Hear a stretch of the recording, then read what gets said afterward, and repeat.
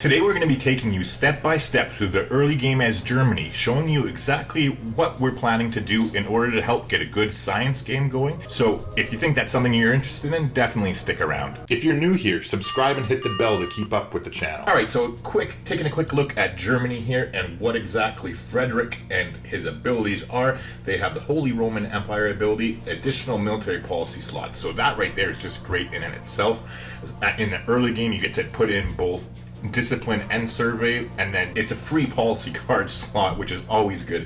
Even if you aren't going for a military style game like we're not planning on, it's definitely nice to have. The second half of that being +7 combat strength when attacking city-states. Now this one, I mean, if you are going to be attacking city-states, sure, it's great to have, but generally speaking, unless I'm surrounded by city-states that don't give me any bonuses that are actually useful, I tend to not attack city-states very often. However, moving along here, the next one is free Imperial cities. Now, each city can build one more district than usual, exceeding the normal limit based on population. So that's very freaking powerful. I mean, being able to have 2 districts up ideally before you get to your city to a population of 4, or, you know, having 3 before you have to wait all the way till 7. It's unbelievably powerful if you do have the production and the good tiles to build the district. So we'll definitely want to be taking advantage of that during the game here. Other than that, the other 2 here, the U-boat and the Hansa, will deal with in the game. Clearly, we're not going to be getting towards the U-boat in this tutorial, as it's only covering the early game. However, we might end up getting the Hansa depending on how things go here for us. So other than that, we're going to get into it here. Now, this video was requested by somebody. They wanted me to do a Germany video and either concentrate on science or domination. So we'll have a look when we get into the game and kind of decide which way we want to go depending on how the map looks. And if you do want to follow along, I had another person also ask me to provide the map seeds. So if you check the comment sections, the pinned comment I always leave with a link to different videos, there'll also have the map seed information so you can play on this with me. Okay. Well, I guess that answers that pretty much. Based on this, I'm assuming that we're going to end up going for the science route here. I mean, taking a look, this would be what, +5, I'm pretty sure? 1, 2... Yeah, it would be a +5 because we... Sorry, a +5 campus, I should specify. It would get +2 adjacency bonus for being right next to the geothermal fissure. And then on top of that, it would get another adjacency bonus for having the 2 rainforests next to it, so that's up to 3. And then it's also adjacent to these 2 mountains here, so this is a +5 campus. Not to mention, we'll want to get another 2 or 3 cities, another 1 or 2 cities in the surrounding area if we can, so that we can kind of stack this up too. It would be nice if we could get another campus over here. They might not all be +5s, but I think the majority of them would be +4s, and then maybe another one up around here somewhere. But we'll have to see as we go exploring a little bit more. Now, as far as where we're actually going to settle, taking a quick look, although I think what I'm going to do is pop over and settle down here on this tile. Now, the reasoning behind my logic being that, for one, I'll be closer to where we are going to end up dropping the campus eventually, so it will be better in line to get more adjacency bonuses. However, it's also good defense-wise because there's only like the one mountain pass, there's only the one tile that people can pass through here, and we have a decent little setup for defending.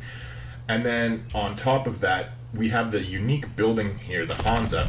Now, this building is very powerful, as you can see here. It replaces the industrial zone district and it's cheaper to build. You also get +2 production bonus for each adjacent commercial hub, aqueduct, canal, and dam districts, which is obviously very similar to industrial zones. Actually identical for that matter, but here's where it gets a little bit more interesting. It also receives +1 production bonus for each adjacent resource, and then +1 bonus production for every 2 adjacent district tiles. So, long story short, that's going to basically change the way we're planning our districts here. Taking a look at this, what I want to do is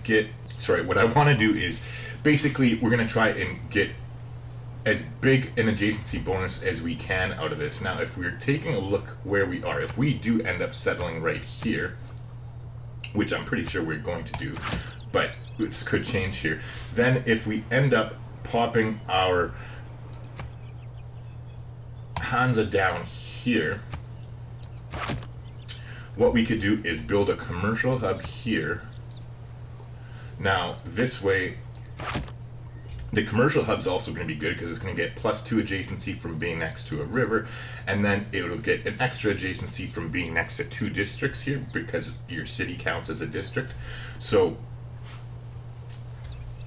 that's going to start us off at, this Hansa would be, so +2 there. It would get +3 for being next to this wheat resource.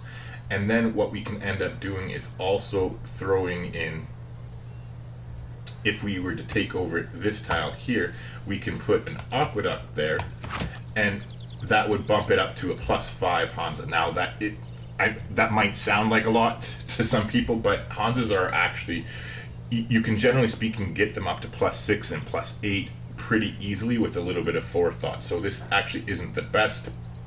However, it's what we got to work with here. So I think this is a pretty good setup for us to start with. We're obviously going to focus on the campus here and getting that up as quickly as we can so we can really get a boost on our science game. So we'll go ahead and head over there. Now with our warrior, let's start exploring and see what there is to see around here. So it looks like there's a lot of production around here too, so we probably have a nice city location somewhere up in here. We'll go ahead and drop our city. So as far as what we are going to end up building first, we're going to start with a scout just so that we can get a better idea of exactly what's around us and start adding up era score by finding civilizations and finding goody huts, etc., etc. So that we can go ahead and get rid of that map tack there. Now, in the meantime, as far as what we're going to research, I am going to go for mining first. And this is because we have 2 grassland hills here that are going to be fairly easy for us to grab. And it'll increase our production here because we only have the 1 decent tile at the moment that we're working. So this will definitely help increase our food and production and help the capital grow to be a little bit more useful quicker for us. And then we'll be able to drop a farm on this wheat tile over here to get the 3rd tile improvement, which is a boost for craftsmanship here, which is what we're going for. So now we have already discovered foreign trade. I guess we're on a continent split. So if you take a look here, your continent lens, you can get at it through this way or just press number 2. So yeah, we ended up being exactly on a continent split here. So that is something to keep in mind, that we should, if we start headed towards the south, there should be a variety of luxury resources for us to get. Not to mention we'd also get some era score too if we settle a city over here, as long as it's on that the other edge of that line that we just looked at. And I'm sure you know by now that any era score is good era score, especially when you're trying to get a golden age if possible. Now with our warrior, we're just going to keep taking a look around. I don't want to go too far with it. Since the June patch, the barbarians have been pretty crazy, and I've actually been punished pretty hardcore in a couple of tutorial videos I was doing where I've let them kind of roam free, and then it ended up biting me in the ass. So anywho, we're going to go ahead and lock in the mining there for the reasons that we talked about. And then after that, though, we're going to basically head straight towards writing, unless something changes in the meantime.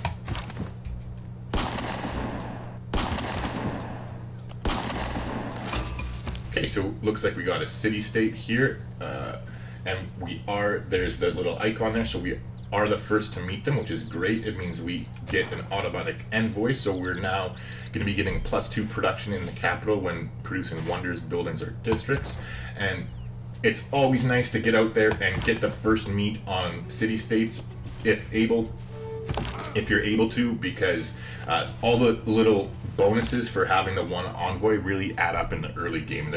I mean, getting the +2 production this early in the game is a lot more important than getting, say, that same +2 production in the medieval era, where, like, realistically, yes, it's the same amount of production, however, the impact that the production is going to have is obviously a lot different the later in the game, the less of an impact it's going to have on you. So again, I don't want to go too far, so I think I'll just kind of circle around here and see if we can get a better idea of what the territory looks like over there for us to possibly drop it down a second city. Speaking of a second city, I think what we'll do is switch and we'll grab a builder next so that we can get these tiles improved and get the bonus towards craftsmanship we talked about. And meanwhile, with our scout here, now that it's done, let's head over this way and take a look and see what we can find as far as the best location for our second city, which we'll want to be dropping in the near future here if the game goes the way we want it to, essentially. Alright, so far so good. Now it looks like while we do have the volcano there, if we were to build a city here, we're going to open up our settler lens, so you can just press number 4 on your keyboard. And we have a decent spot here next to the grassland hills. Now I'm going to go ahead and pin that down for now as a tentative location for a second city of ours, or possibly the third. It's nice and close here, and we can get another really good campus district going on. And then we do have the volcano thing there, which is a little bit unfortunate, but if we have to, we can end up going towards Liang here and promoting her to get up to the reinforced materials, and that way the city would be immune to all the volcano damage. So let's just keep looking around here. Since our warriors headed down this way, we want to head in the opposite direction with our scout.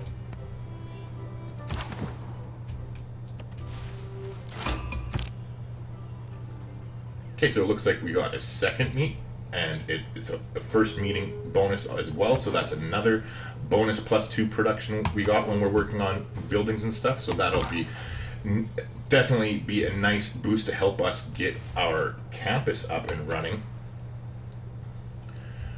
So it is nice that we haven't bumped into anybody yet as far as AI civilizations go, so that leads me to believe that we're probably going to be able to get at least a few really good cities up and running as quickly as we can and get a head start on our science game without having somebody right there in your face. It gives you a little bit of that breathing room where you can cut some corners and focus more on improving your cities and improving your science without worrying so much about defending yourself.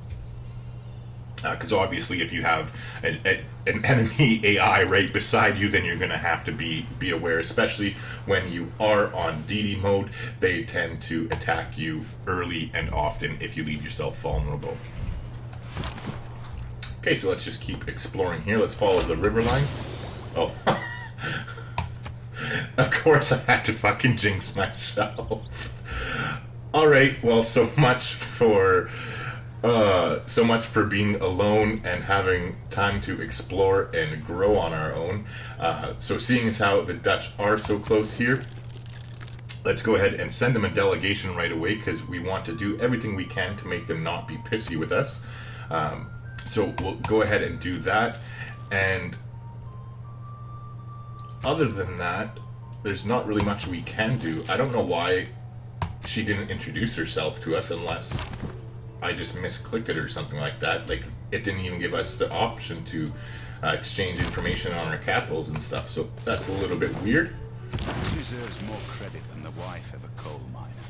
Alright, so we've got mining, which is nice for the reasons we already talked about. Our builder's going to be done in 4 turns there. However, now that the Dutch are so close, I mean, if there's settlers here, their capital can't be too far away, and clearly it doesn't give us a lot of breathing room, so now that definitely changes things up. I am going to focus more on being ready to defend an early war, because I assume one's going to be coming, as well as for where we're going to settle our cities. Now, it would be nice to get a third city somewhere in here, but considering that settler is headed up that way, they're probably going to screw that up for us. Not to mention, it would be nice to have the mountain ranges here as a defensive bonus in case the Dutch do get aggressive with us early. So I think this will be a nice spot for our second city, because we still have the mountain ranges to give us that little bit of extra protection. And we'll try and explore in here somewhere and look for a third city, but like I said, it would be nice to keep the mountain ranges between us and them, as it would give us a great defensive bonus if shit does go south. Alright, so now with our scout, I think I'm just going to go ahead and put them on automated exploration at this point. Alright, so they dropped the city there, so realistically, it kind of screws us over. This would have been nice because there is some great tiles in here.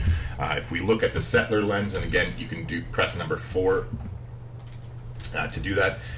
Basically, they screwed everything up for us completely. We can't get a city in here. There might be a spot over here, but again, maybe later in the game. At this point, I think we're much better off to stay behind the mountain range for the reasons we already talked about. Now, with that being said, although I might end up going for a science victory eventually in this game, I'm going to kind of switch things up here with the Dutch being frickin', that's 6 tiles away from us? 1, 2, 3, 4, 5, 6. Yeah, 6 tiles away from the capital now. I'm planning to get in a war with them very early. I don't think that it will take very long whatsoever for them to want to get aggressive with us, and it just makes sense that we prepare ourselves as quickly as we can to kind of hit them back. Alright, so let's keep going with this warrior here and take a look around. We got a barbarian camp there, so that'll be nice. It'll be some air score for us if we can manage to kill it in time. Okay, so we're going to change policies here now that we got Code of Laws. It's a nice little boost that we're Germany here, and we can slot in both the military policies because we have that extra military card. Unfortunately, we're still going to have to go with God King, as it's just we need to get that Pantheon right away, and so there's not really a choice unless you happen to be a civilization that gets a ton of faith, or you find a relic super early. It's always a good idea to go for God King, so we'll go ahead and slot that in there now. Now, we are going to go for craftsmanship first. We already do have the boost towards foreign trade taken care of, because we were lucky enough to get that continent split when we started. However, I really want to get a Gouge, this policy card, slotted in as quickly as we can, especially considering we are Germany and we have that extra slot. It's just going to go a long way towards helping us get the army up that we need to in order to be ready to fend off the Dutch here, because I don't think it's going to be very long before they get pissy with us. I mean, they're already unfriendly, and we even sent them a delegation, so that's not boding well for our relations. Anyway, we got our builder taken care of in the city there. I think we're going to go ahead and we're going to get a slinger out first and then go into a settler next. In the meantime, we have a little bit of cash. I think next turn we'll go ahead and buy this tile. So we'll start by setting the builder down towards that way. Alright, so sounds like we found another barbarian camp somewhere. Yeah, way up north here. Alright, so let's kindly retreat away from that with our scout. In the meantime, with this one here, though, what we're going to do is we're actually going to go across the river before we engage with them, and that's because that way we're going to avoid the penalty of attacking across the river. If you can see down here, if you look, their spearman's getting +6 for fortified defense, but it's also getting +5 for river defense, and that won't be the case if we move across the river, so we're just attacking them land to land. So here we're going to go and grab the mine here with the builder, and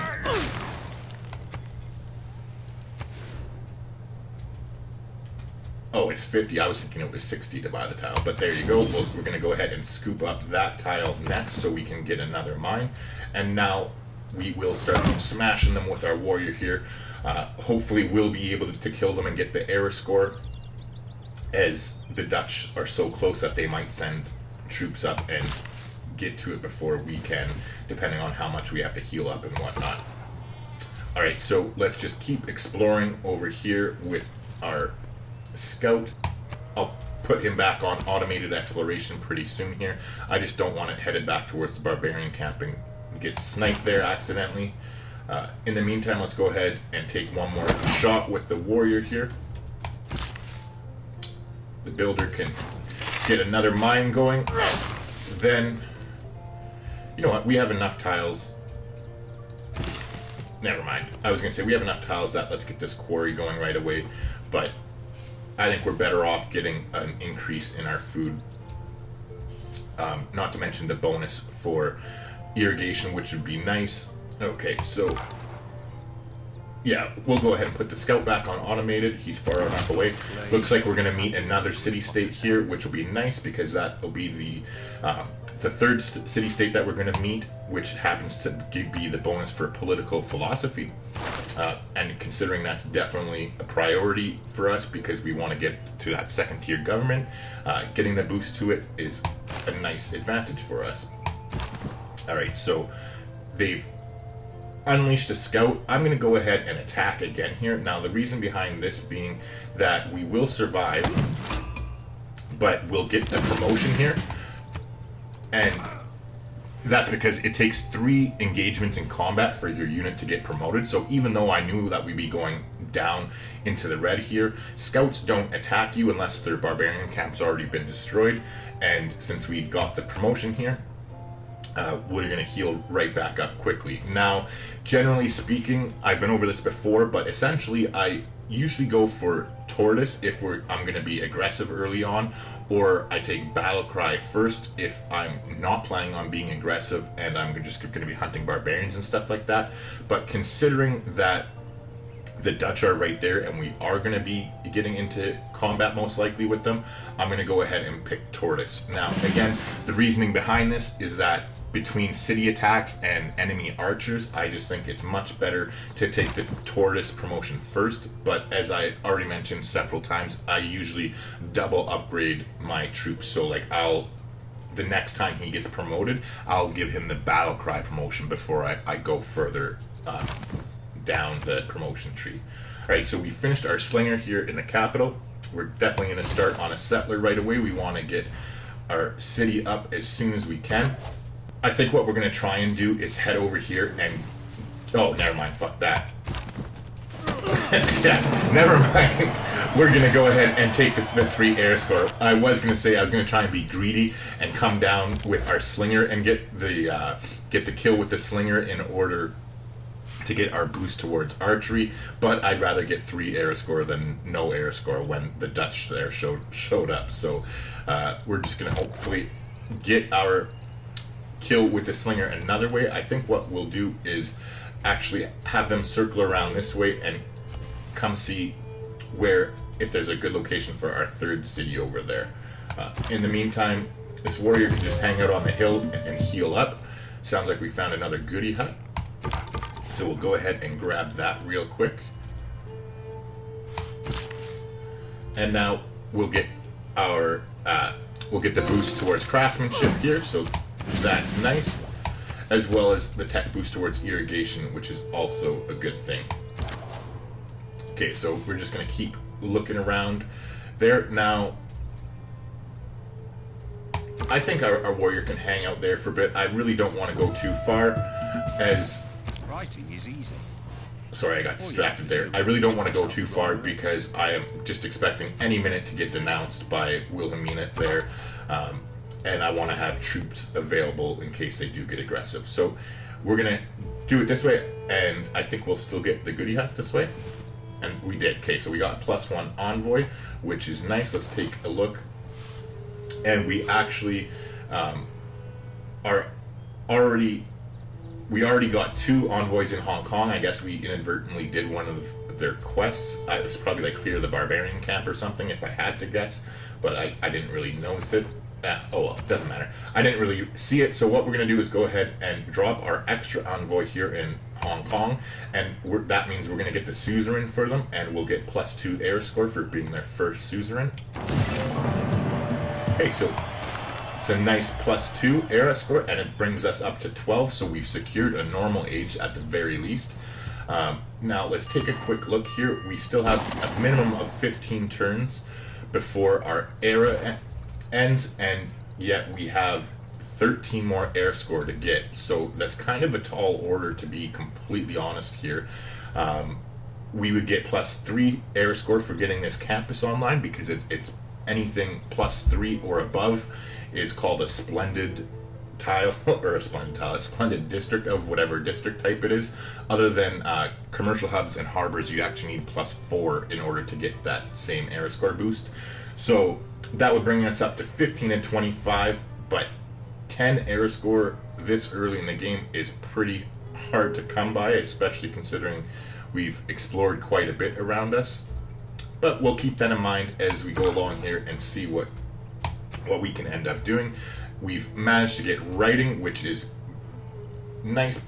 I think next we're definitely going to want to head towards we're going to go into animal husbandry next in order to get towards archery as quickly as we can. I think we're definitely going to need the defense, so we want to have it available for us when we need it and not be kind of stuck in a bad position. Alright, so our slinger here, actually now that I think about it more, our scout's over here anyways. It just makes more sense to go with the scout, so let's bring our slinger back and we'll just kind of camp out in a decent spot here. Now I am going to move the warrior over here more just to get away from the volcano in case that does start to go off pretty soon. So it looks like we do have 2 spots here where we could build a city, but again, I just don't see the need to, seeing as how the Dutch are so close. I think this is definitely our better option. Speaking of which, that volcano started to smoke, which isn't a good thing. Unfortunately, that means if this volcano does erupt, that these 2 forest tiles are gonna just get eaten up. It's always nice if you're able to be able to chop the tiles before the volcano goes off, and that way you're not wasting the production. But I think at this point there's not really much we can do to avoid that, to be honest. Oh, I just realized that's a second volcano. There's another one down here too, so we'll definitely want to end up getting that promotion for Li Ang of the reinforced materials here. But again, that I'm not really worried about that. I think we're much better to go with Magnus for our first governor and get some extra points for chopping. I think this is just a good spot to actually, we'll move over one more spot. Oh, nice, and we actually met another Civ here, so it's an honor to meet her. Sure, we'd love to sample her hospitality, so we know where she is. We're going to go ahead and send her a delegation. Now, that's the best we can do to keep her happy. The problem with Egypt is that she has a leader bonus where she doesn't like you if you have a small army. So when you're playing on DD mode, the AI start with such an advantage over you. Like I think it's 4 or 5 warriors they start with, and 3 settlers, etc. That she's automatically not going to like you in the early game until you can build up your army in order to get past her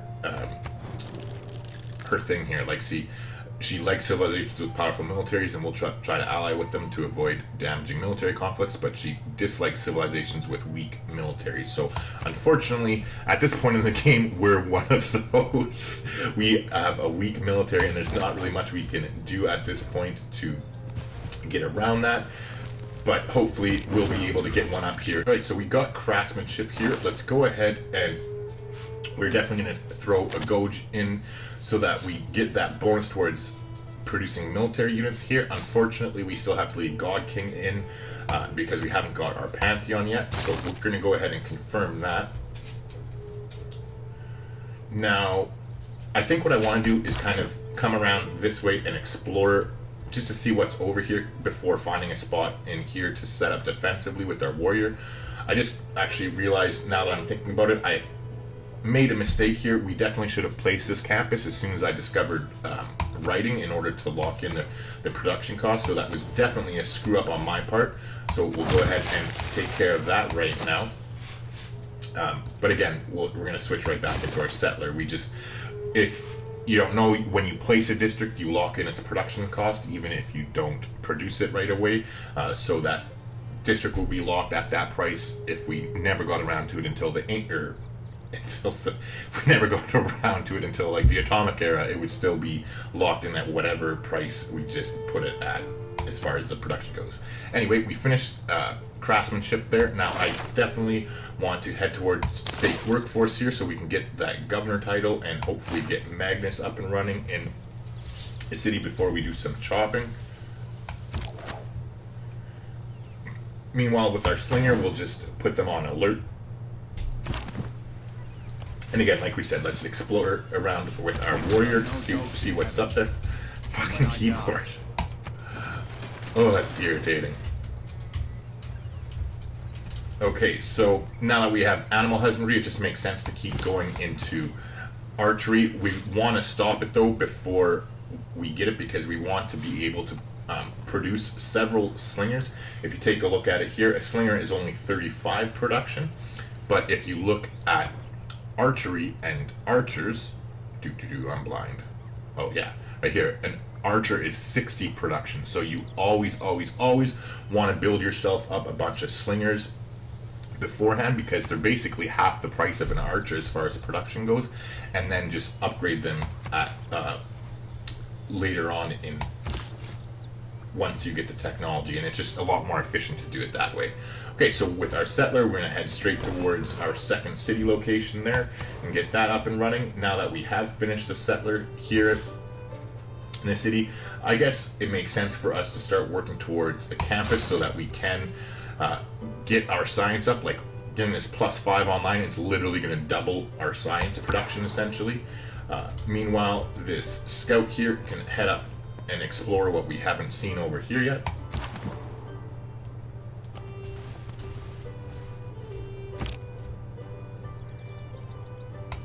Right, so neither of them have denounced us yet, so I guess that's a good thing, but I'm still expecting the Dutch to get pissy with us,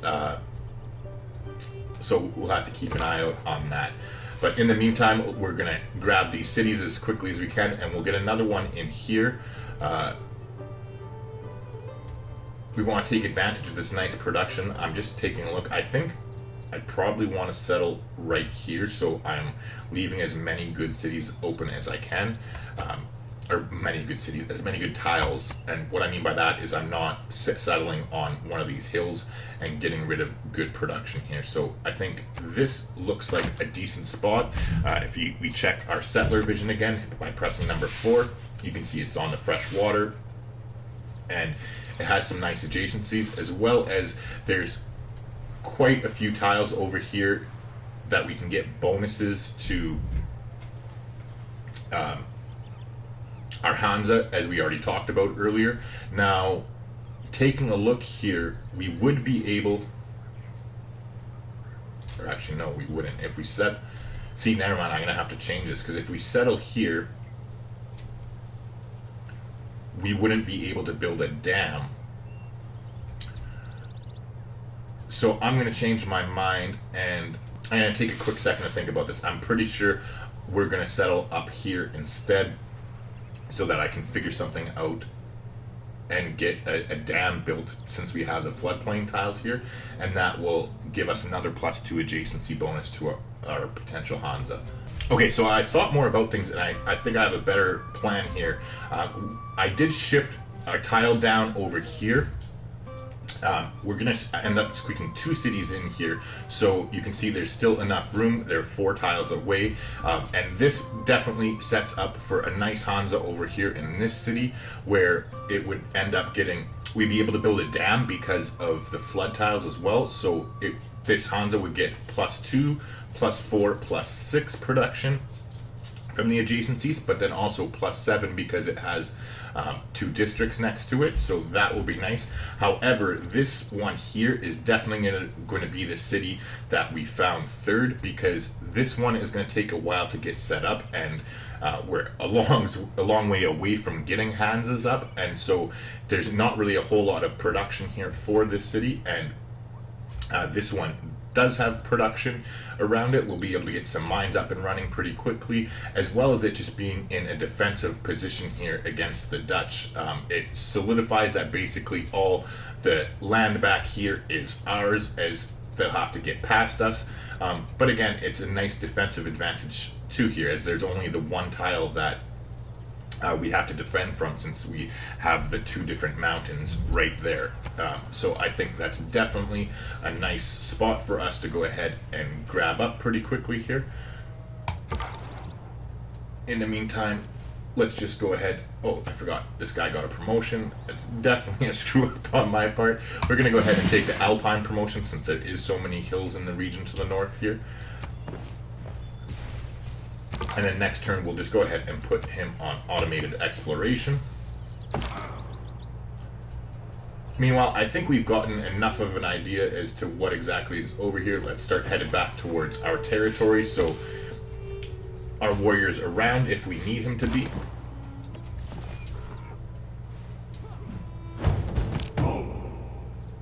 Okay, so there's a new Barbarian Camp, but it's way up to the north near Hong Kong there. Oh, it looks like there's actually one up here as well. Shit, we better get on top of that, because freaking... Oh wait, we knew about that one. What am I talking about? But there's horses nearby, so we definitely want to help them kill it if we can. Unfortunately, we won't be within 6 tiles of it, so we'll only get +2 air score if we do clear it out. Meanwhile, we got +1 air score here because we're settling next to the volcano. And I think we want to get started on a builder right away here, because we have some tiles to improve, and especially getting the salt online, being able to trade them away as quickly as we can will be beneficial to us here in the early game. Meanwhile, we have 2 turns before this campus is finished. So we have a minimum of 10 turns before the era ends, and we're still short 9 air score right now, so this campus would make us, or give us 6 more air score that we need to get, which still is a little bit of a tall order considering how much exploring we've done. I think, you know what, let's just manually take control of the scout and start sending them this way here, so he doesn't dick around going to say explore that little tile or something like that. In the meantime, with our warrior, I think we'll just get close over here and plot down and stay alert. We got a gentle eruption here.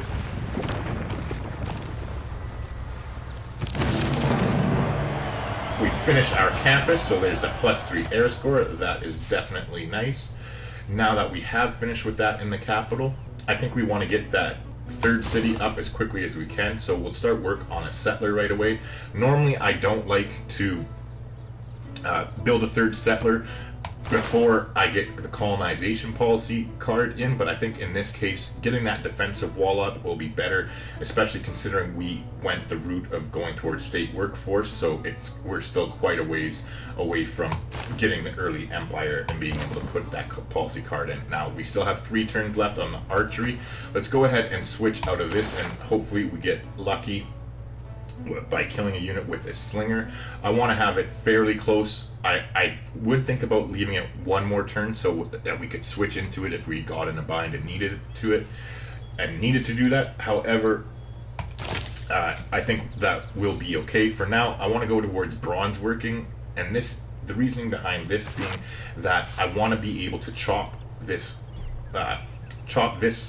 tile here, the rainforest, so that we can get our good campus down for our 2nd city. And clearly we need to have bronze working in order to do that. Not to mention, it'll also reveal iron for us, so if we can have some, it might be if we can get some up online, that is a nice boost for us, as I think we're definitely going to want to get swordsmen if we're going to be getting into a conflict with the Dutch there. So in the meantime, we'll just tell our warrior to relax. Now they want to trade us some diamonds for our diplomatic favor, and I think that's a great deal. Why not? So maybe she's not going to be so pissy with us after all. Unfortunately, we got 7 turns left here.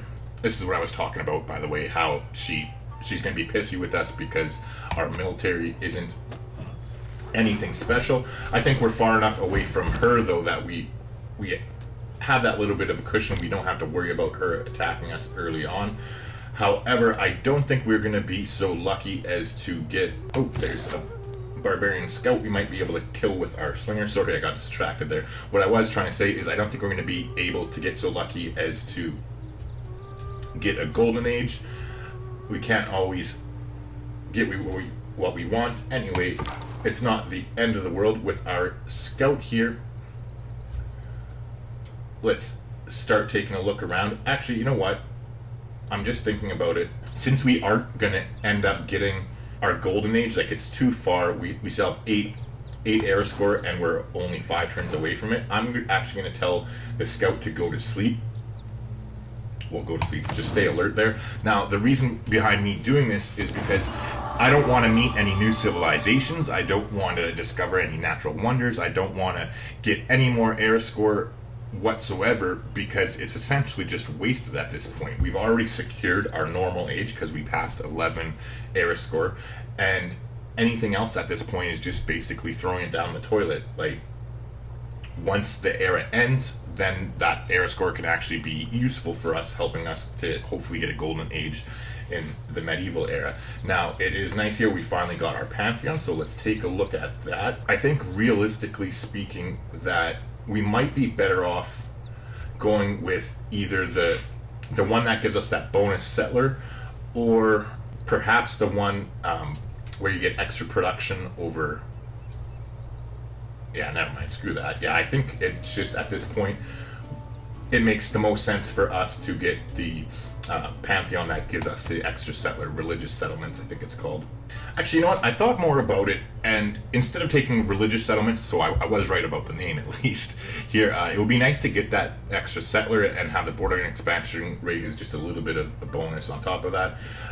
However, I think, considering that we have the 2 volcanoes here and the geothermal fissure that we're planning to build around, that I'm going to try taking Fire Goddess. Now, we're definitely not going for a religion by any means, but I'm hoping that we'll be able to get a golden age for the next era, and if that's the case, we'll be able to turn this faith from the volcanic soil tiles and the geothermal fissure, not to mention hopefully this volcano will start spewing shit for us pretty soon, but hopefully we'll be able to take that faith and actually use it to get some free builders and settlers and help us expand and improve our territory faster by taking the monumentality, or not the monument, yeah, the monumentality dedication.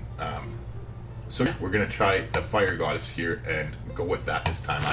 I've honestly actually never chosen this one yet, so it'll be interesting to see how it goes. Alright, so now with our slinger, we're going to hopefully be able to kill this scout. Now, what I'm going to do is I'm actually not... See, what I'm thinking about doing is not attacking it, because I'm pretty sure that was actually the delivery guy. It was my birthday yesterday, and so I treated myself. I'm trying to get a little bit more healthy in my life. I started working out again, which has been forever since I have, so I got myself a new Fitbit, so I'm kind of excited about that. And then a scale to help me eat. I guess you can't see it. A scale to help me keep track of what I'm eating, and then another scale here so that I can keep track of my body fat percentage and all that shit. So, anywho, sorry for the interruption. Let's get back to the game. Alright, so what I had been trying to say was that what I'm thinking about doing is not attacking the scout, and that's because if I attack it and then the scout attacks the city on the following turn, since its Barbarian Camp has been destroyed and it's going to go batshit crazy and just attack anything, I don't think I'm going to get the boost towards Oh wait, actually, now that I'm thinking about it, I don't want the boost towards archery because I need more slingers to come out. So yeah, I'm gonna go ahead and attack now. So yeah, sorry, that was almost a colossal screw up on my part because we want to get a lot more slingers out at the discounted production cost. So I'm pretty sure this way, when the scout attacks into the city next turn, that it doesn't count as my slinger killing them because my slinger's not out in the open terrain. Like if the slinger had been like right there, I would get credit for it and get the boost, but I'm pretty sure we should be okay.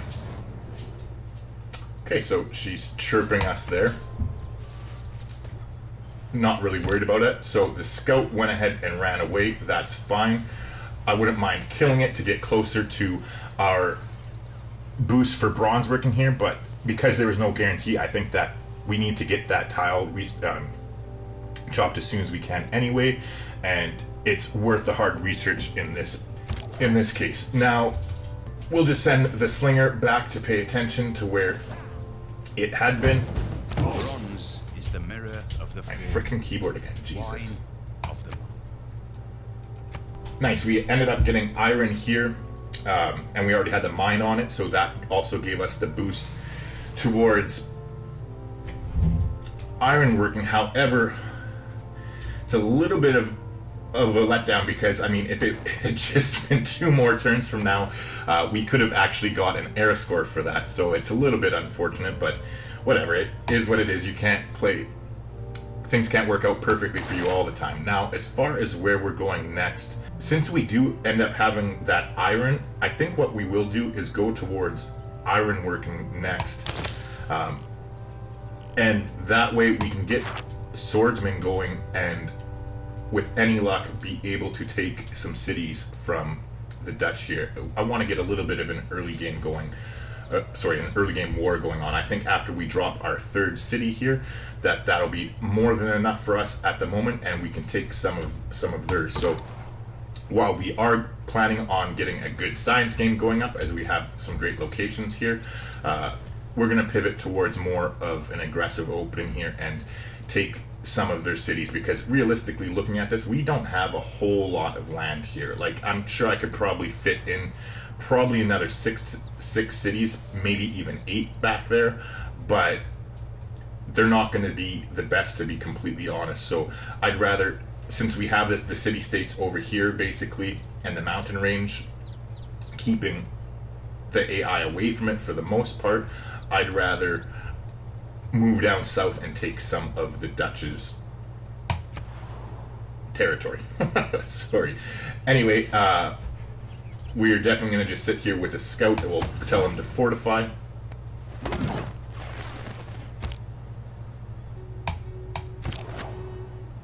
Okay, the archer can just, or the slinger can just go back to minding his own business.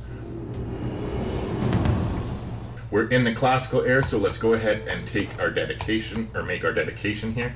Now, just quickly, we're definitely going to be going towards free inquiry here. Now, the reason behind this is that it's just, in my opinion, it's a lot easier to get the Eurekas for the early game science.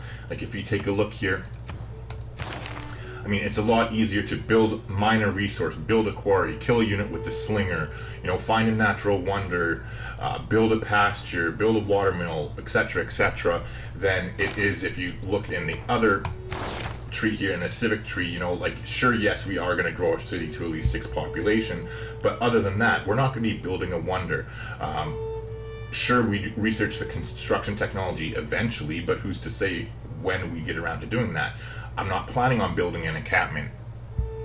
So it's just a lot easier, in my opinion anyway, to get the Eurekas, and so that way we'll get a lot more era score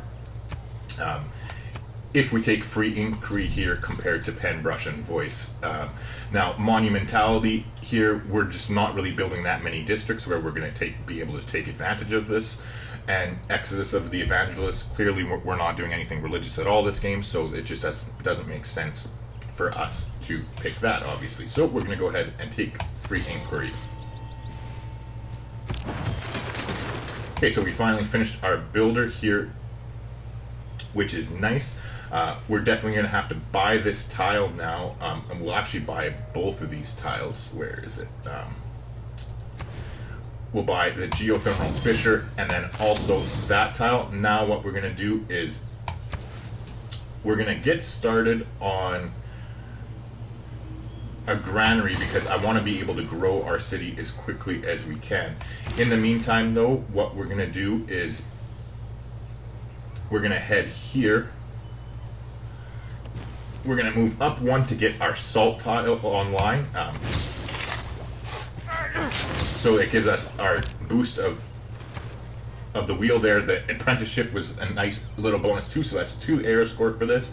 Plus, it also makes sense for us to now sell the salt as quickly as we can. So let's see what we can get for it. So the Dutch has some cash, so she'll give us at least 100 for it. Let's take a look and see if she'll do 140. 130? Nope. 120. Nah. Alright, so looks like 100 might have been her max. Oh, 102. There you go. So 102 is her max. So before we go ahead and take that, let's just see if Cleopatra will give us any more than 102. So let's take a look and see. Try 120. See, she'll do 110. 115 maybe? There you go. So 115. I know that doesn't seem like a big difference, but you know what? That extra 13 gold, it all adds up in the long run. So you always want to nickel and dime the AI for as much as you can. Meanwhile here, so we'll go ahead and make that trade. Now, I'm not planning on fighting Cleopatra since she is a little bit further than us. So let's go ahead and make a deal and see if what she'll give us for some of our horses here, since we're not planning on getting horsemen right away. Let's see what she'll give us, and we'll take it.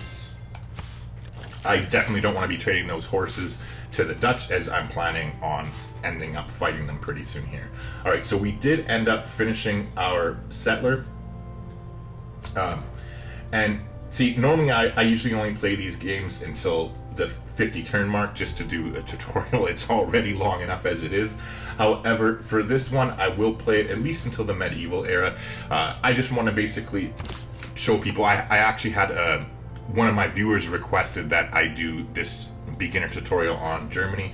So I do want to go ahead and show a little bit here that you can end up fighting with civilizations on Deity in the early game, and it's not the end of the world if they declare war on you or if you declare war on them. It's definitely doable, and so that's kind of what we're going to shift into now, is planning to get ready and do our offensive. The reason I was building the granary up here is I want to get our population increasing as quickly as we can, so that way we can take advantage of some of these nice production tiles that they have. Now, in the meantime, since our settler is done, we'll head over and plop the city down that we're planning on right over there. However, I will go ahead and sneak out a quick builder in the capital. Meanwhile, here we got that salt up and running. I want to get this pasture online, which will be another error score for us. And now she wants us to trade that, and there's no way we're going to be equipping her with iron and horses. Unfortunately, we're going to have to wait for them to move off of our tile there. We want to get that pasture up and running. It is nice that the scout ended up running here, though. We'll get at least 1 extra experience. Okay, so it looks like we met the Vikings. Sure, let's exchange information on our capitals. Now she wants to pay for our iron and the horses. I don't want to get rid of the iron, as I plan to get swordsmen fairly quickly here, but you know what? I will get rid of our horses. So we'll take that little bit of gold. Now, everything has its limits. A strong economy. Right, so we got state workforce, which is nice. We're going to go ahead and switch out of the God King. Thank God we're finally out of there, no pun intended. Now, it doesn't really make any sense for us to go into Conscription yet, as we don't have a lot of units that are taking gold maintenance, as warriors don't take gold maintenance. So we're going to go ahead and slot in I think we're going to slot in Ilkham here real quickly, since we are building that builder in the capital here. And what we'll do is, while I do want to get that granary going, I think we'll switch into a builder here as well, and hopefully squeeze one more in. And we still have 9 turns until we get foreign trade, so that should work out pretty well. We'll switch out of Ilkham and into urban planning to get the +1 production in all cities after that. Now, in the meantime, we are planning on chopping this out. So we've got our governor title. We're going to take Magnus. So we're going to go ahead and appoint him here in just 1 second. I'm just thinking, you know what, I think I'd rather have the production go towards our second city here, so they can build up quicker as well. So we're going to go ahead and slot Magnus in that second city. Okay, meanwhile, they did move off our tiles, so we're going to go ahead and build our pasture here, which will give us another era score. Meanwhile, as far as our technology goes, I think we've gotten our iron working, which is nice. Now, I definitely want to go ahead and get Masonry as well, because we want to be able to have battering rams to go with our army, as they are most likely going to have walls up, which you can see here if you hover over it. Yeah, they already have walls up in The Hague, so I'm assuming their other cities will be pretty much just the same. In the meantime, we'll just go ahead and get that warrior to stay on alert again.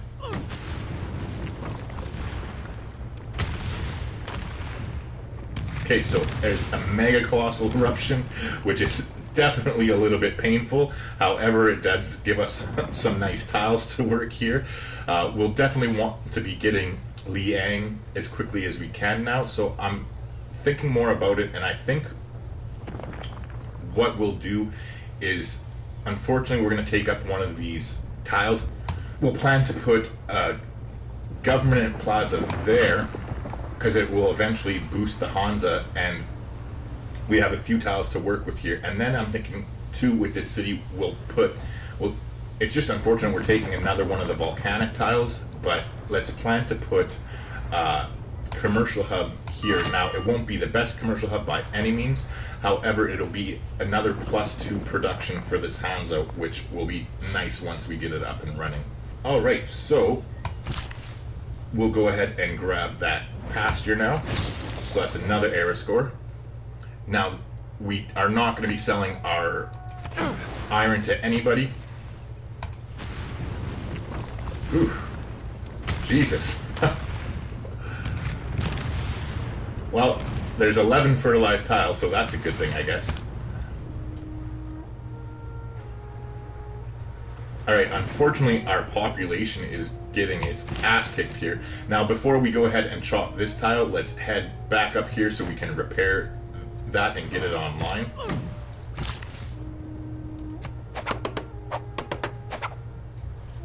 Now, I'm wondering, since we technically lost it, if that canceled our trading deal with Cleopatra. No, it didn't. Okay. Alright.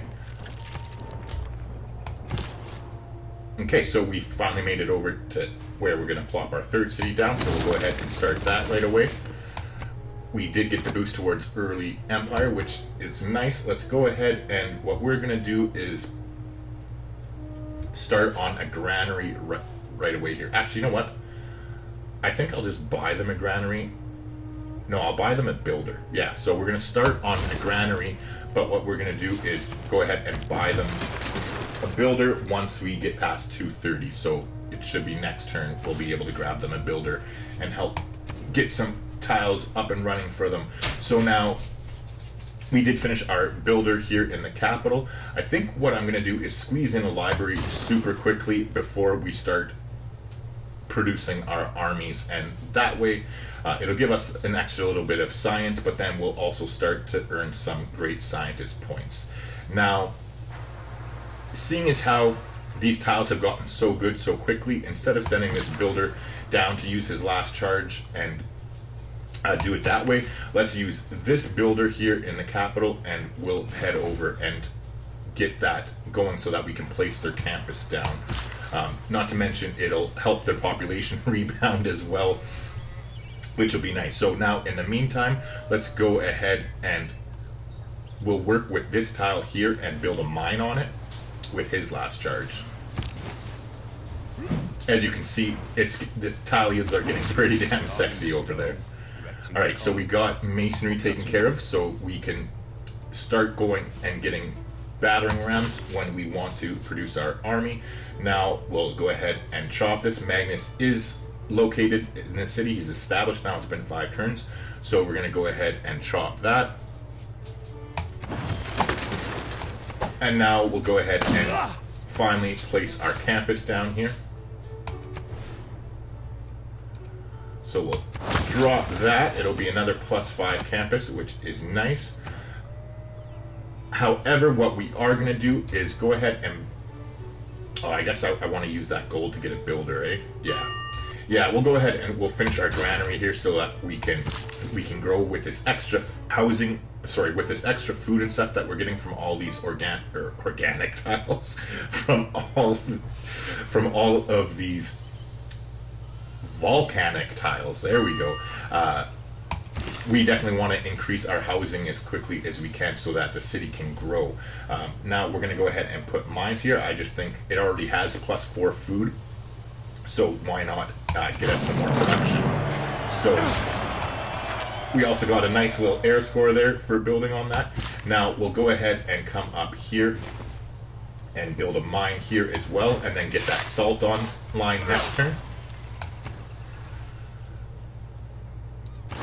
Okay, so now that we have essentially our necessities taken care of as far as going for an army goes, I think it makes sense for us to go towards currency next. We're going to be wanting to get these commercial hubs online in a fairly reasonable amount of time, because once you start building an army, you're going to have to pay for it, right? So it's definitely an important thing to get that up and running.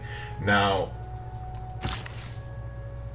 this builder here, we're going to head over here and we're going to chop this tile where we will be building our commercial hub there in the near future. So chopping that will help the capital here grow a little bit more, and it'll help us get that library completed so we can start on our army sooner. Alright, so here... Oh, did we already get this? Oh, never mind. Oh, wow, I'm special. I was like, did we already get this mine on? I thought we still didn't yet, but he's on the wrong tile. That was a warrior there. So we're just going to skip a turn here, and hopefully they'll be so kind as to get the hell off our property. And they were, so we'll head over and get the mine up and running here, which means we have another salt up online. So we're going to get rid of that now and get some extra gold for it. Speaking of gold, I completely forgot to go buy the builder in our third city, so that is definitely an oversight on my part. However, we're going to switch out of Ilkham here now that we've got those builders done in the capital in that other city, and we're going to slot in urban planning, as we already talked about. Getting the +1 production in all cities is great. In the meantime, I really don't see us fighting any more barbarians and whatnot, so we're going to switch out of discipline and get conscription going. This is because we are going to end up getting a military here in the near future, so might as well start on that. Speaking of starting on that, let's head over here and back into our territory with the warrior so that we can upgrade them to a swordsman. It is going to cost a lot of money, so hopefully that salt can help with that. In the meantime here, we're going to go ahead and scoop that builder, and that basically wipes us out. So let's see what we can get for our second salt. And no way. Okay, let's see what we can get from the Dutch, because I think it was Cleopatra we traded it to. What would she give? Okay, so she is interested in it. Now we'll go ahead and do that. However, let's also, since we have so much diplomatic favor here, let's see. We definitely want to trade gold for that, so let's get rid of some of this. In case you don't know, the enemy AIs pay a lot of money for your diplomatic favor. So if you're not planning on using it, it's definitely a good idea to sell it off as much as you can in order to get gold, which you can then use for other stuff. So same thing here with Cleopatra. We're gonna see just how much she'll take in order to give us that 103 gold. And there you go. So we'll go ahead and grab that up. And then same thing with Harold here. We'll see. We'll take the rest. Oh, never mind. We did take the rest of his gold pretty much. So let's see if he'll give us gold per turn here, what it would take. And nah, that's not that much. So we'll just wait a few turns, let us get some more diplomatic favor built up, and then trade away some of it again. So we're at 180 gold. I think it's like, that's roughly how much we need to upgrade one warrior there. In the meantime, we finished foreign trade, so we're definitely going to head towards early empire and then political philosophy right after that. Okay, so we finished the granary in the city, which is nice. It increases their housing limit. So I think because this volcano is going off so much that it does make sense for us to spend some of this money here. We'll have to wait to upgrade that swordsman, but it'll be worth it, I think, in the long run for us to go ahead and get this government plaza up and running. Because that way it's going to end up giving us a free governor title and will help us get towards Liang for the reinforced materials promotion, so that this city doesn't end up getting its ass kicked here by the volcano. In the meantime, though, I'm just taking a look around. I don't think we're going to be chopping anymore with Magnus, so we'll go ahead and switch him to another city. Now, I think what we'll also do is go ahead and we're going to switch Magnus to the capital, but we're going to wait for 5 turns before we clear this location where they're going to build their commercial hub, and we'll send this builder. I'm pretty sure he has 2 charges. Yeah, he does. So what we'll do is we're going to go ahead and we're going to purchase this jade tile there, and we'll send our builder over there to get that up online, and then by the time he comes back, Magnus should be set up in the capital. So we'll reassign you there and get going on that. Alright, now we do have one more builder charge left with this guy here. Just makes sense for us to go ahead and scoop up that tile here. Let's see how much it's only going to be 65, so that's definitely reasonable. Let's go ahead and we'll get him to go spend his last charge down there. I know we eventually will be building a commercial hub on there, but not anytime soon, so I think spending one builder charge to get another production is definitely worth it, considering that's a pretty nice tile if you look at it. Like, it's already an 8 yield tile as it is. Okay, so we've got that library out. Now, like I said, we are definitely going to go ahead here and we're going to start getting our army up. However, I want to get a trader real quickly, and that's because I want to start establishing a road between us and the Dutch. Meanwhile, we have our builder here in our 3rd city, so let's go ahead and get these 2 mines up and running, and then depending on depending on how things go, we'll either get a camp here or end up building a plantation here on the bananas. I think the camp would probably be the better idea, considering we already have the technology, but we'll kind of play it by ear.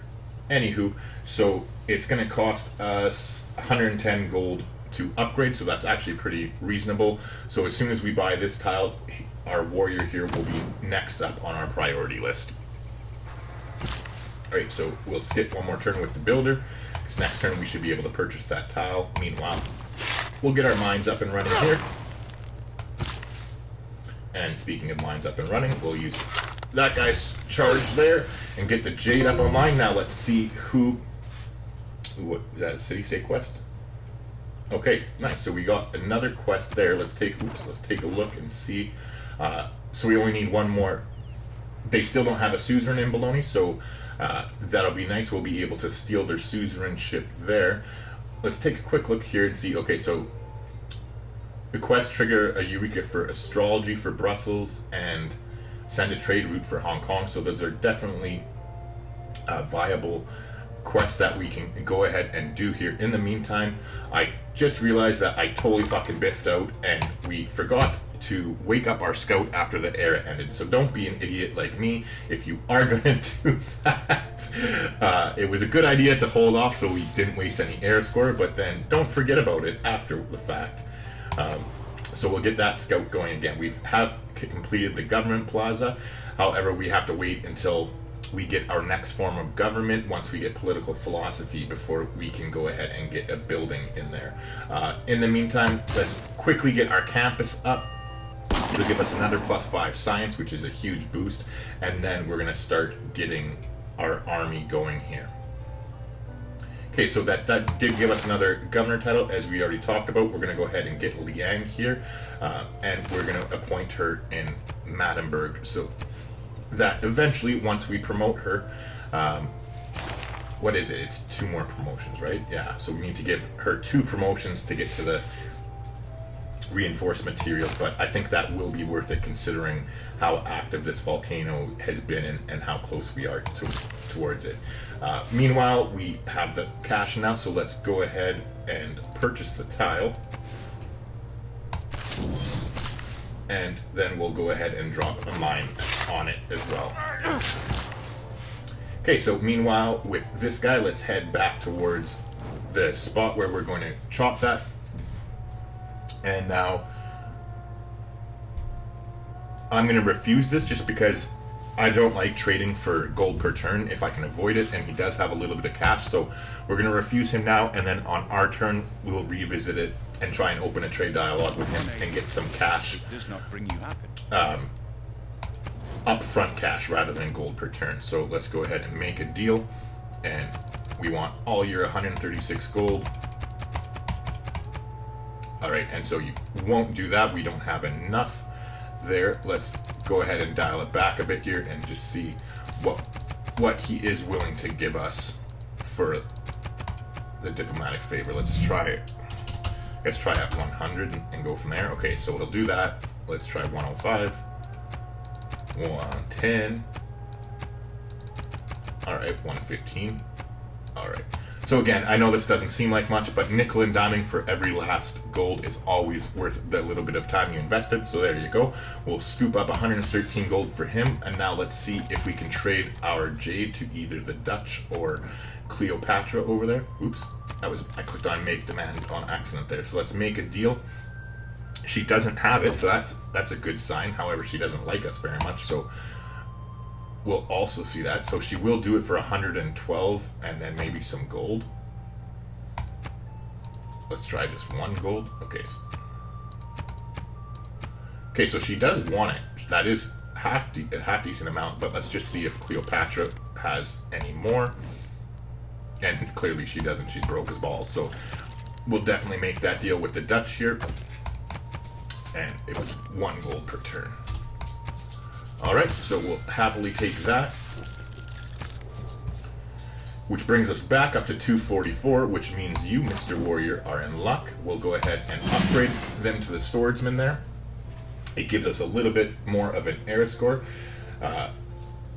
We still have a ways to go. Unfortunately, in hindsight, it's looking like it wasn't the best of moves for us to get that tile. I mean, having a 12 faith is good, but it really doesn't do much of anything if we are unable to get a golden age for the next era. So let's definitely take a look here and reevaluate what we can do to go about getting this golden age. So find a natural wonder, that's kind of out of our hand. We're not going to be founding another city on the coast, so we're shit out of luck for that. Okay, so we could build ancient walls or a watermill. Okay, so getting 3 archers once we get that online. Alright. Okay, so let's just keep going here. We've finished currency, which is nice. I think it just makes sense for us that we want to head up towards crossbowmen. I know we don't even have archers yet at this point. However, we will once we get some slingers, and having an army of crossbowmen and swordsmen is a lot better than archers and swordsmen. So speaking of which, though, we are going to want to start prioritizing our army.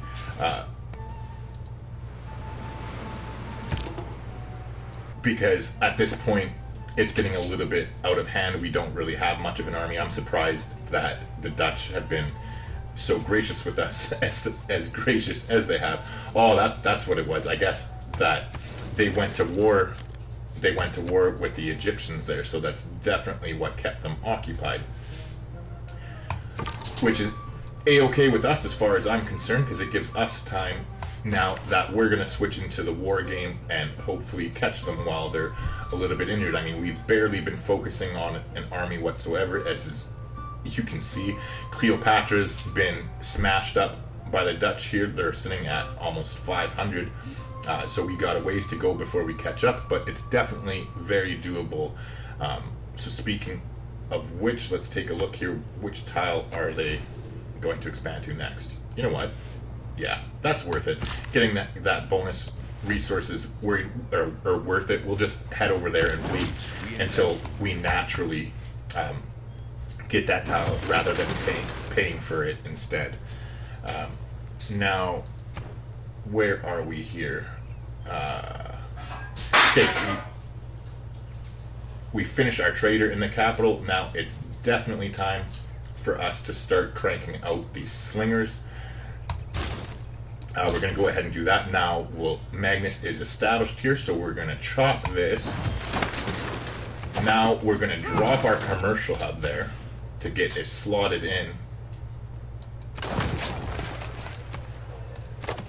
However, we're going to go back toward to building more slingers here, because we want to get at least 4 out, maybe even 5 before we go ahead and grab the archery tech there. So we've gotten 2. It's a good start. We're definitely going to want to continue that on.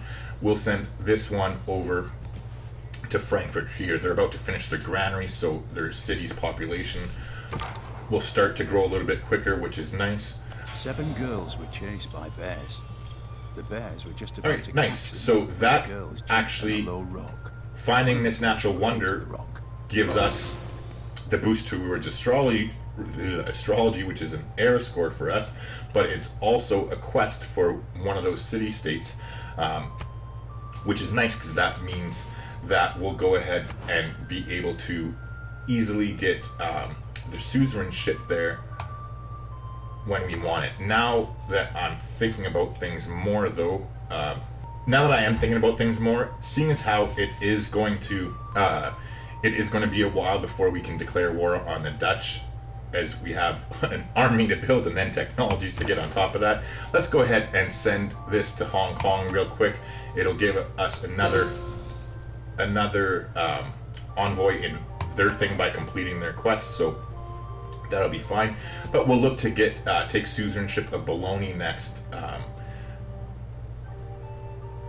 And let's take a look at their bonuses here. So Hong Kong suzerain, we get plus 20% production towards city projects, so that's not really helpful for us at the moment. However, this Bologna, once we get the suzerainship with them, their districts with the building provide plus 1 great person point of their type. So that will definitely be nice. It'll help us get some more great scientist points in our cities. The Brussels suzerainship bonus isn't really anything special, as we're not going to be building any wonders anytime soon. Let's keep going here. Whatever. So she's getting pissy with us because we haven't traded with her yet, which is just fine as far as I'm concerned, considering we are planning to be fighting her in the near future. So we finished the granary here, which is nice. Alright, so it's going to be a little bit disappointing to override the mine that we place here. However, considering that we have expanded and got some more decent tiles, like we have the 2-2 tile here, we're about to have this tile, which will be a 6-yield tile once we drop the mine on it.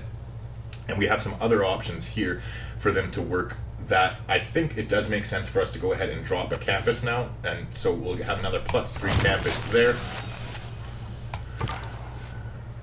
Meanwhile, let's just go ahead and turn the scout onto automated exploration. Alright, and so this builder here is just going to go to sleep. How many more turns do we have to wait? 4 more turns. I'm probably going to forget about that, so I'm just going to skip turn rather than putting him to sleep. I'll just do it manually 4 turns so that I don't get distracted and forget. We've gotten our 3rd slinger out now. It's still I think we'll still go ahead and get a few more slingers while we're at it before we switch into production on that. Meanwhile, let's get this one to head out over here, and we'll send our swordsmen out to the borders of our territory as well. Okay, so the Vikings are spreading their religion, which is just fine as far as I'm concerned. We have gotten our campus here in the second city, so that is nice. I'm going to go ahead and quickly grab a library in here as well in order to really take advantage of the suzerain bonus of Bologna. Once we end up getting that, it should help us get some great scientists fairly easily. So again, we're going to go ahead and skip turn, and the slinger can just watch out there. Okay, so we've gotten early Empire now. Let's take a look. I think we're just fine with the way things are as far as our troops go. As far as our policy cards go, I mean, I don't really think there's anything that jumps off the page at me here. We're not really planning on building a whole lot of cities at the moment, as we're going to conquer the Dutch here and take some of theirs. Or actually, now that I'm thinking about it, you know, we have such a good start towards science. I'm going to think about this here. I'm going to go in and see just how many cities I can get slotted in behind us here in this territory, and then I'm going to reevaluate whether it just makes more sense for us to say fuck it and concentrate on science, since we do have such nice tiles here. Since we do have such nice campuses here, we have a good start already, and it really is a waste of production to build all the army if you're not going to be using it immediately. And I'm going to give this a minute to think about it. Alright, so I did some city planning here, and some of these cities aren't going to be the most amazing cities by any means. However, I did manage to find room for 8 more cities here, even possibly 1 here. However, the loyalty would definitely make it less of an option for us. So realistically, that gives us a total of 11 cities, which is more than enough. Generally speaking, you want to, if you're going for a science or a culture game, you want to have between 8 and 12 cities, and preferably established before turn 100 if possible, in order to set you up for the most success in the game.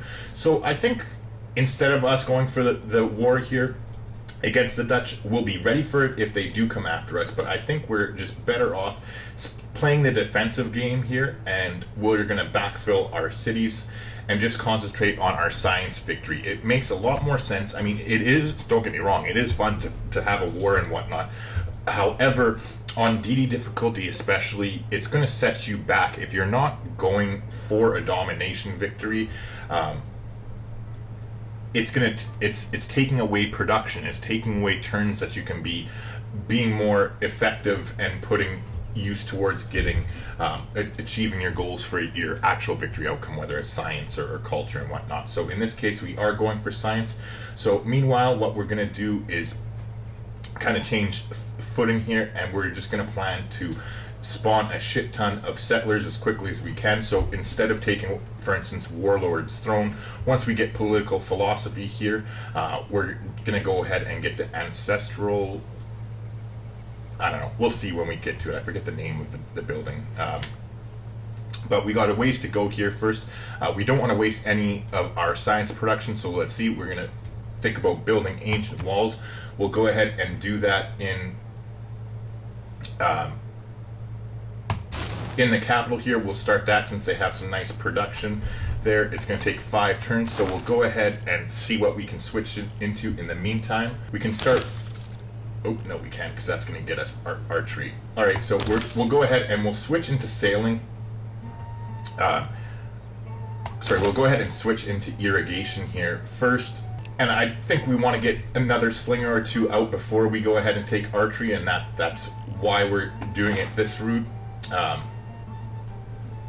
you know what, now that I'm thinking about it, let's see here. We have what? 1, 2, 3, 4 slingers. And seeing as how we're going defensive, yeah, that should be fine. You know what? I'm switching my word here. Let's go ahead and get archery, and we'll head towards construction so that we can eventually start putting some points into that. By that time, we'll be able to get an ancient walls up here for engineering, and will also give us a chance to build a watermill as well. Not to mention, once we start improving our archers there, that'll also give us an era score once we get 3 archers. So what we're going to go ahead and do is we got another governor title here. And so we're going to go ahead and promote Liang. We want to get to reinforced materials as quickly as we can, which shouldn't be too bad because once we get political philosophy here, we'll be able to we'll be able to upgrade our government plaza, which will give us another governor title, and then they'll be immune to all the destruction from the volcano here. Okay, so meanwhile, we'll just go ahead and leave our swordsman alert over there, and I think we'll send this slinger up towards here. We'll want to upgrade them into archers before sending them out to watch this pass over here. But all in all, I'm feeling pretty confident in our security. This mountain range here is a really nice bonus, and it will go a long way towards keeping us safe. Okay, so we still haven't got that tile yet. I think one or two more turns should do it. Right, so we got archery. That's just fine. Now that we do have it, let's go ahead. We'll build this mine here to get that online for them, and we're gonna upgrade our slingers.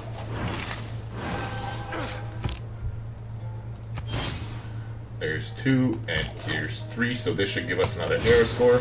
So we're only 4 away from securing a normal age, which I'm pretty confident we should be able to do fairly easily just by getting our different Eurekas here in the tech tree. I mean, it would be nice if we could keep exploring and meet everybody. However, it looks like that doesn't seem to be in the cards, at least not in the immediate future for us. Okay, so as far as the archers goes, we're just going to move them to the edge of our territory and stay in a defensive position.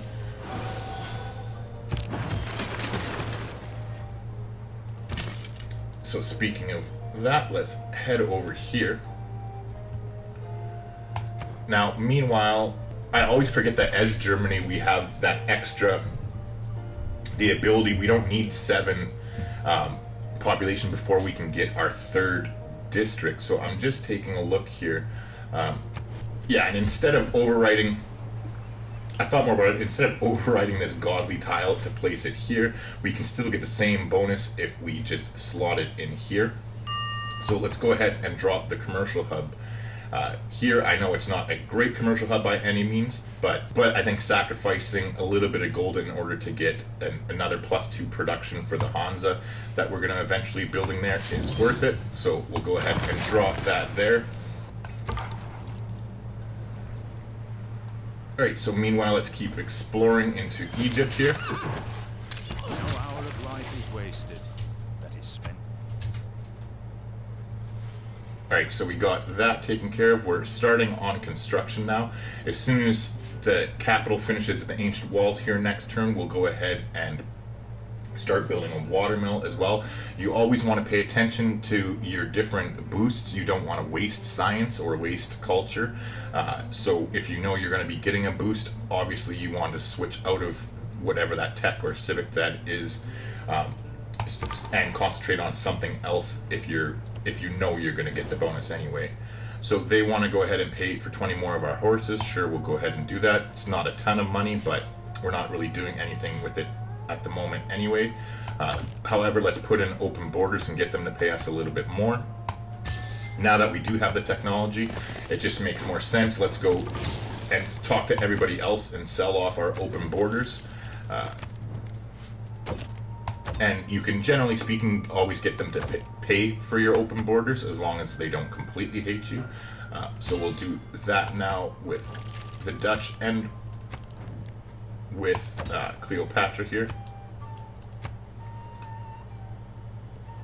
And oh, she doesn't have any gold to give us any gold, so I guess she got stomped pretty hard in the war there with the Dutch. So I am just going to give her the gift of open borders, and this is because it's going to actually allow us to increase our relations with them. And seeing as how we're not planning on attacking anymore, or getting in any early wars, we're going to want to stay as peaceful as we can so we can just concentrate on our science game. Alright, so we have ancient walls there completed like we talked about. We're going to go ahead and, sorry, brain fart, we're going to go ahead and start on the water mill now in order to get that. Okay, so we've got a great scientist, which is amazing for us. So it triggers the Eureka moment for mathematics and 1 random technology.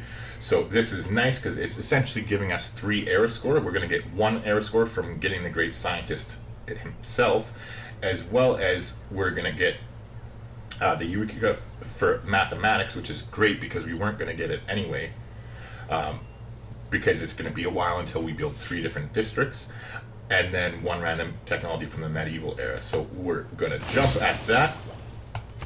And it is definitely nice there. We'll go ahead and expand them right away. So there you go. We got castles and mathematics, which is 2 more era scores. So we've secured ourselves a normal age for the next era, which is nice. Now, we do only need another 12 points in order to get a golden age. And we have 11 turns left. I would really, really like to be able to get this if at all possible. We're going to have to get a bit creative here in order to do it, however. Now, I'm just trying to think what we can do. Let's see how long...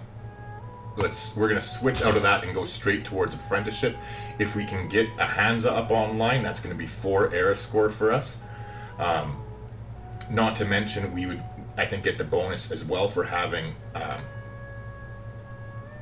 or no, I don't think that's what you, I don't think you get that era score bonus because it's your special unit. Sorry, I was going to say we get an adjacency bonus, but because it's our special unit, I'm pretty sure we don't get that. Now, is there any other type of district that we could have a +3 to, or a plus, can we get a +4 commercial hub going anywhere? Well, clearly not there. They already placed theirs down. Yeah, no, we're kind of shit out of luck for that, so... I guess we can get an era score for getting a horseman. As soon as we get these suzerain ships, that will be more as well. So that will be +2, +4 era score if we get commands to get there. So this is definitely doable. We'll have to really work hard at it. Hopefully our scout can start finding some more world wonders or something for us. So unfortunately, I must have jinxed us there. It looks like the territory runs out, so we'll keep headed down that way.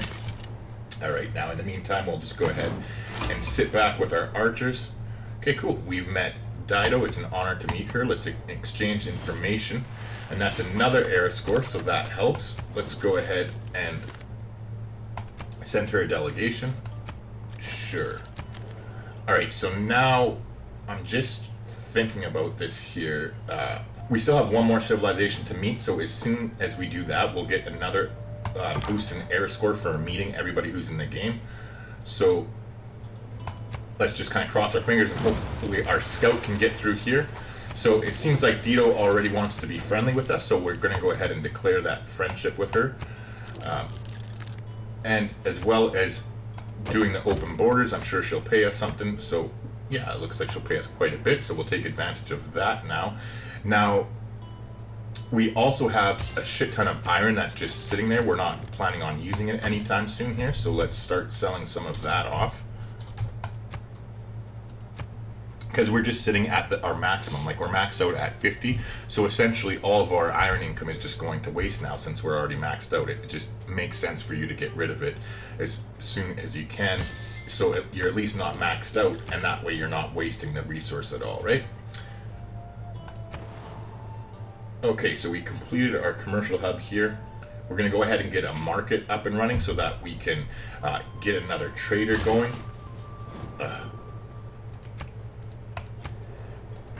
Looks like we're going to be shit out of luck here because they've plugged up the mountain pass. I don't know how long it's going to be before we can actually get through there.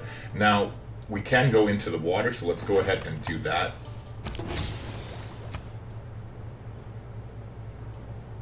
What the fuck? Oh, I was like, what the fuck? Where'd our scout go? I don't even know how that happened. Like, how did... This is a mountain. How did we get around the mountain in one turn? Like, look, you can't go through there. These are 2 mountain tiles. How in the fuck did that just happen? Wow, okay, our scout's got the technology of teleporting. Oh, I got how it happened. We got bounced out. We got bounced out because our open borders finished with them. So, that's a little bit disappointing. We'll go ahead and get that going right away here. Sure, we'll pay a little bit for it. But then, what we'll do is, now that we are way over here, it just makes a lot more sense to come around this way anyway. So we finished our watermill in the cap. That's another era score for us. Let's take a look here and see what we can do. We know we're obviously going to start building our Hansa right away, but let's take a look and see if there's anything in the meantime that we can get. Improve to sea resources, found a city on the coast, build an aqueduct. Okay, so building an aqueduct is definitely one that is attainable. After we finish getting apprenticeship, let's go into engineering so that we can look to get that started right away. Now, not to mention building a lumber mill, or is it 2 lumber mills, is another yeah, right here is a boost towards mass production. Okay, so let's go apprenticeship and then construction and then engineering. Should make sense. Okay, so in the meantime now, we have 2 more turns to kill here in the capital before we can start building our Hansa. Let's go ahead and sink them into getting us closer towards a builder. In the meantime, we finished the campus in Frankfurt. It just makes sense for us to go ahead and grab a library so that we can take advantage of the citizenship we're going to get from Bologna right away and get some more great scientists. So we have 9 turns to go here. It's going to be cutting it kind of freaking close. We have... Okay, so we got 1 air score from getting apprenticeship, which is nice. Not to mention, we're going to get another 2 air score here for getting our 2nd tier of government. So that's good. Now, as far as what we're actually going to go for, we're going to go into a classical republic. I think for us, since we're playing more peaceful, it just makes more sense to get more economic policy cards, plus to increase great person points, as well as the +1 housing and +1 amenity is going to be a nice bonus there. Like, I, generally speaking, unless I'm going for a war, I always choose either classical republic or autocracy, because this is another great government. Like, that +1 to all yields for each government building and palace in a city means that that's +1 faith, +1 culture, +1.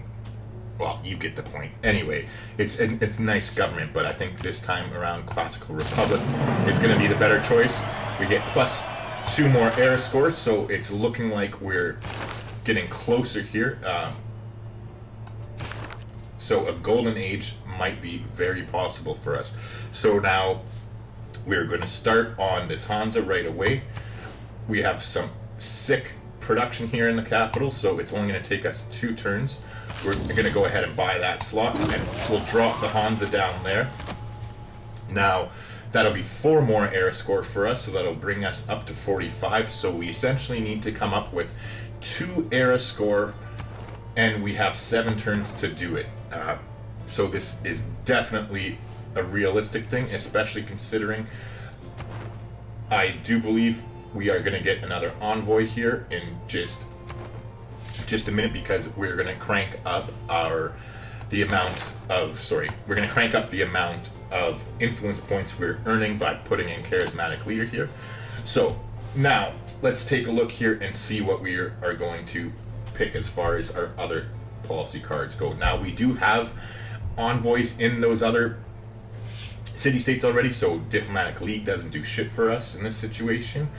I think what we'll go ahead and do, since we're not going to be producing many military units at all, it just makes more sense for us to focus on expanding as quickly as we can. So let's get in Ilkum here for the +30% production towards builders, as well as also slotting in colonization, because we're going to want to start cranking out cities as soon as we freaking can here. which will definitely be possible now that we have political philosophy. We're going to definitely switch into here, and we're going to go for the Ancestral Hall upgrade, which will give us the governor title to finish upgrading Liang, as well as the huge boost and bonus for building settlers here. So we're going to go ahead and pick that next. Alright, so I'm pretty sure we have our Golden Age guaranteed between our Hansa, and then once we get suzerainship of Bologna, that'll basically take care of itself, which it turned out really well for us now that we have the nice faith generation from taking the Pantheon that we did. It actually is going to go great now that we're going to be getting Golden Age here. So we'll go ahead here and take a look where we're going from here. As far as civics go, I think it just makes sense that, seeing as how we are going for science, we want to head towards recorded history next. Being able to get the natural philosophy policy card, where we're going to get plus 100% campus district adjacency bonuses, is huge, especially considering we have 2 +5 campuses and then another +3. This policy card alone is going to be worth 13 science per turn. Alright, so there we go. We got our Hansa taken care of, which is nice. And we've also gotten... Holy! Alright. Let's just skip through all these. Okay, so we're at 45 out of 47 as far as our air score goes because of the Hansa there, which is great. Now what we're going to do is go ahead and finish this builder that we were working on, and that's going to allow us to build a lumber mill. And that lumber mill will be another air score, even though we won't really need it. Now that I'm thinking about it, you know what? Now that I'm thinking about it, it just makes more sense to start working and finish the commercial hub, and get that up online to increase our gold income. And the reason being is that if you take a look here at our city-states, we're almost at the point where we're going to have one envoy, and we'll... Oh, shit. Harold, you bastard! You're screwing things up for us. Alright, well, I'm glad I looked at this and saw it now. However, we still do have Brussels open, so, I mean, either way, we can take the suzerainship of Brussels and be safe and secure. So, yeah, that should be fine. I'll stick with the commercial hub production there in the city. Now... We've finished engineering. We don't really have a spot that we need to build an aqueduct in right away, other than here in the capital. Actually, you know what? It makes more sense. It was only 1 turn for that builder. I'm going to go back on my word. We're going to finish building the builder since it is only 1 turn. It makes more sense to do it that way. And then we'll go into the commercial hub after that. Now, here in Frankfurt, we're going to keep things the way they are. As far as technology-wise, where we're going to go next, we want to head towards education here in order to start getting universities up in our cities. Actually, you know what? While that is very important, I want to get machinery first so that we can have crossbows, which are a very good defensive unit, and will help us defend if one of our neighbors wants to get a little bit frisky with us. But right after that, we'll head straight towards education in order to get our universities up and running and increase our science generation that much more. Okay, so our scouts finally made it around the mountain. I just keep hearing she'll be coming around them. Anyway, let's just keep looking here. We want to get and hopefully find that last civilization in the game. Okay, so Harold's chirping us a bit because we don't have a whole lot of cash. I guess she's starting to get worried a little bit, but however, we're not going to attack her, so that's fine. I guess just because our swordsman is on her border as it expanded there. So speaking of expanding borders, though, I am going to go ahead here and we're going to buy these 2 tiles. I definitely want to secure ourselves that tile and not have them be able to grab it there. Alright, so the scout can just keep going here.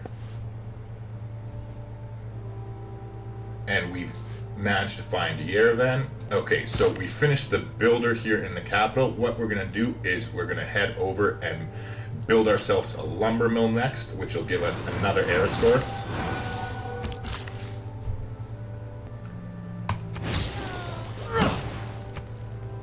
Okay, so that puts us within 1. So how many turns until we get... It's 3 turns until the era ends. Okay, and we'll get 1 next turn, and then we'll take over the suzerainship of Brussels. Okay, so yeah, we're good. We've secured our golden age. Nothing to worry about there. In the meantime, we'll just go ahead and put the scout on automated exploration now. Okay, and now we got the envoy, so let's go ahead and send it. We're going to take over Brussels here, and we'll get another +2 era score, which will secure our golden age for us. So there you go. We've managed to get the golden age, which is going to be great, as we're going to be taking the monumentality dedication, which is going to allow us to purchase builders and settlers with our faith that we've accumulated here. So it is definitely a nice score for us. Now, in the meantime, let's go ahead and upgrade this last slinger here to an archer. Now, we finished the library in Frankfurt. Alright, now, I'm just thinking here, basically, I'm trying to figure out where a good spot for the Ruhr Valley, wonder is. Now, in case you don't know, we'll go take a quick look, and I'll open it up here so you can see.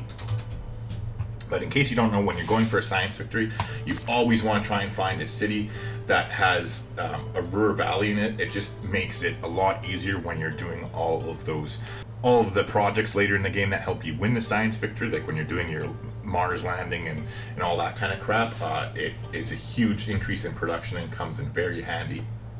So as you can see here, plus 20% production period in the city, and then you also get +1 production for each mine and quarry in the city, but it has to be built along a river adjacent to an industrial zone district with a factory. So obviously you want to have as many hills as you possibly can in the city. So let's take a quick look here, and basically the choices are between Frankfurt and our other city of Magdeburg here. I think I pronounced that right. So basically all we're going to do is we're going to count up the different hill tiles that are available in the cities, and then just figure out which location essentially would have the best wonder, and then plan to build accordingly.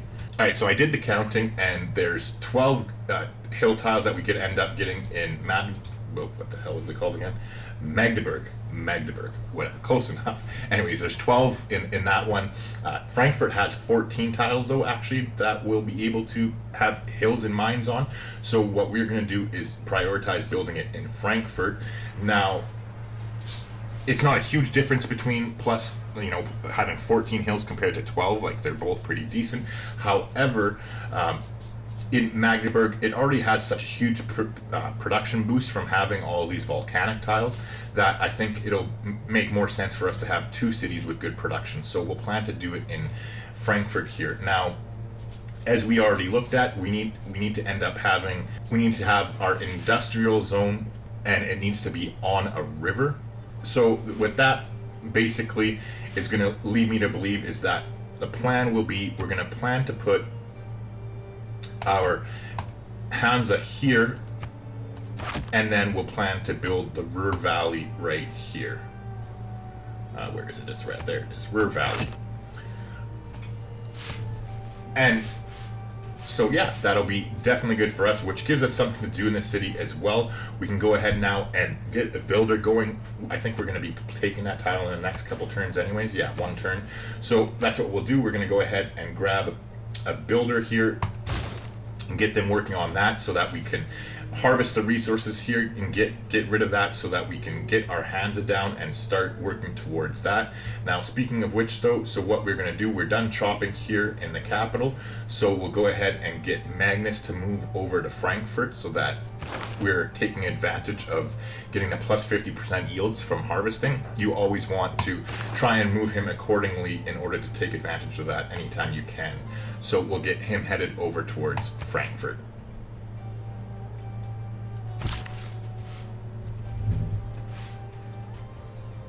Alright, so in the meantime now, we have gone ahead, we got the era score credit for building the lumber mill here, and while it is a nice production boost, we are going to actually want to get an aqueduct there because it's going to give +2 production to our Hansa, which is definitely worth it. So what we're going to go ahead and do is sacrifice, we're going to remove the feature there.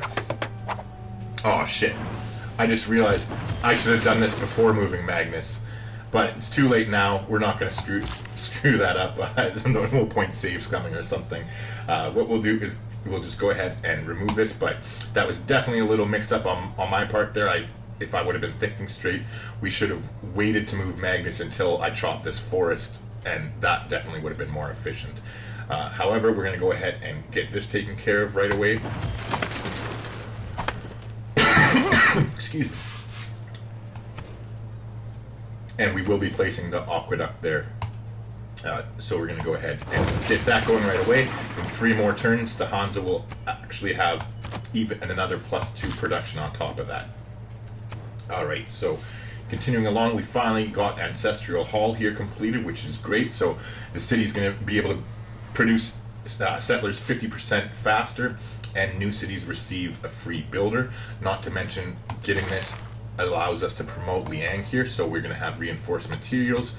So our city is now defended from the volcano. It doesn't matter if it erupts as much, our population and everything is okay. So what we will go ahead and do now, though, the problem is that I haven't had a chance to promote Magnus yet. It's always a good idea to promote him to the point where you don't lose a population in your cities when you produce settlers.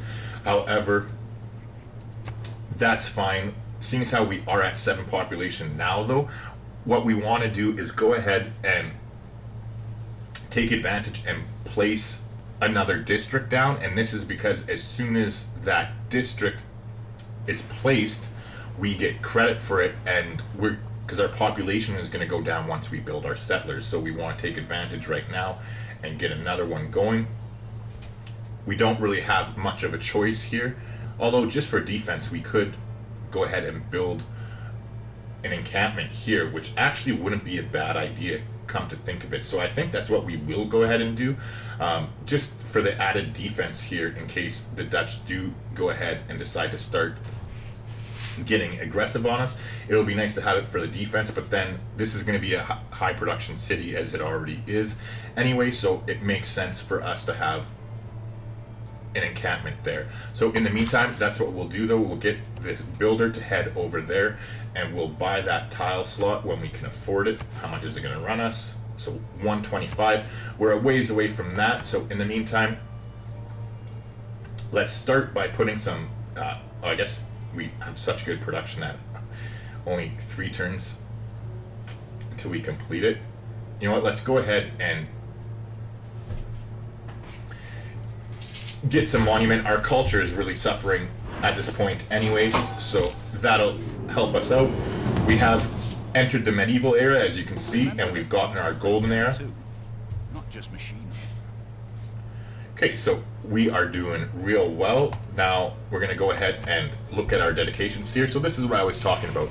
The monumentality is what we're going to take for sure. So we have 446 faith built up. So this is going to allow us to go ahead and purchase settlers and builders with that faith, as well as making them 30% cheaper to purchase and giving us +2 movement as well on them.